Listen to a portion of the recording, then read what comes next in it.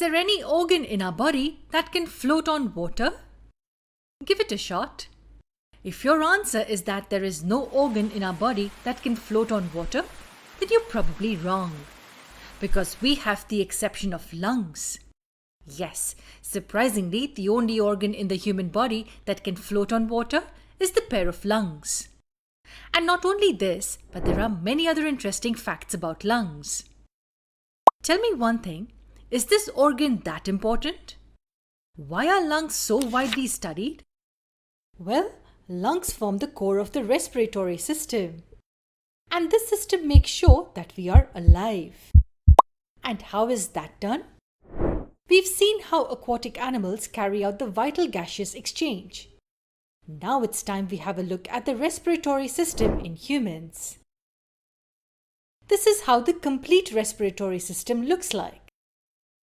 It begins from the nose here and ends at the alveoli in the lungs. Let us get introduced to each part in detail. First comes the upper respiratory tract. It consists of the nasal cavity, the pharynx and the larynx. Let's commence with studying the complete nasal cavity. If we zoom into the structure, we find that the nasal chamber looks somewhat like this. It mainly has 3 regions or parts. This is the part we're all familiar with, the nose. Any idea what the openings are called as? Yes, they're called as nostrils. The nostrils, also called as nares, are these openings. Just as the nasal chamber within commences, we have the first region called the vestibule. This region bears tiny hair-like structures which serve different purposes.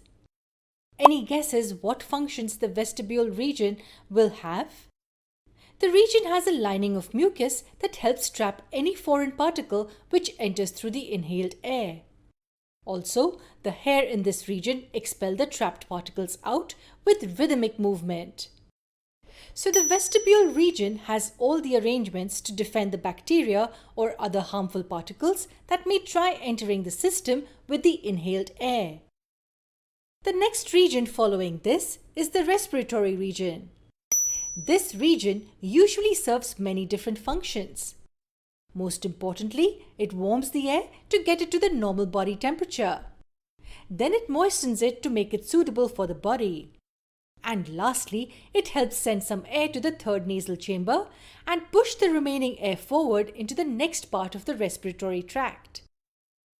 Now, what do you think the third chamber would do with the air?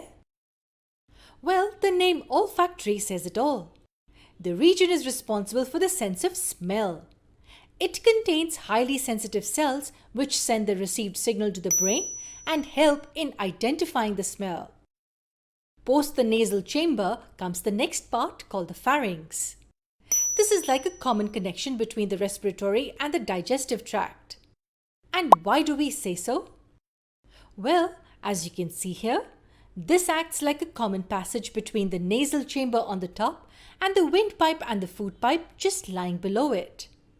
The pharynx is also further divided into 3 parts. The nasopharynx, which is the continuation with the nasal chamber.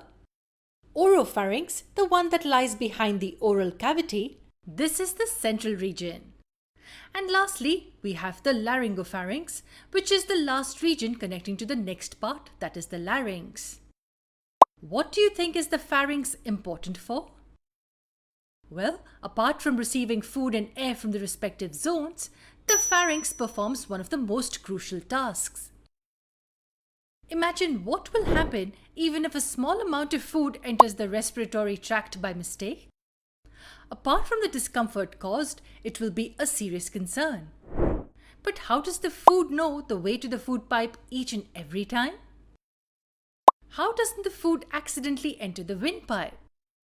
Well, that's taken care of by the pharynx. Do you notice a small flap here?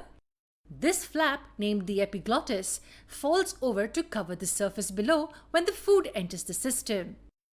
As a result, the opening of the windpipe gets covered and the food strictly passes into the esophagus. The presence of the epiglottis makes the pharynx an extremely important part of the system. Now next on the list is the larynx.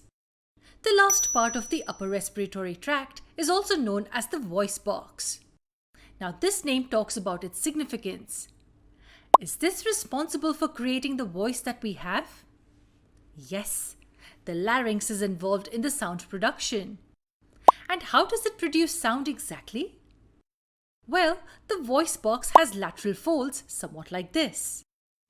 Now imagine air to pass through these folds. When they're open, nothing really great can be noticed.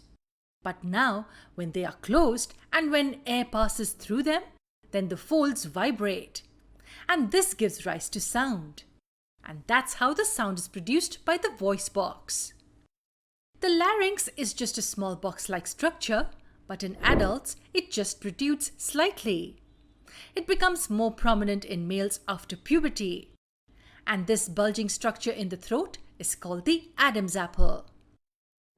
Well, these three components make up the upper respiratory tract: the nasal cavity, the pharynx, and the larynx. Now let's have a glance at the parts of the lower respiratory tract in the next part.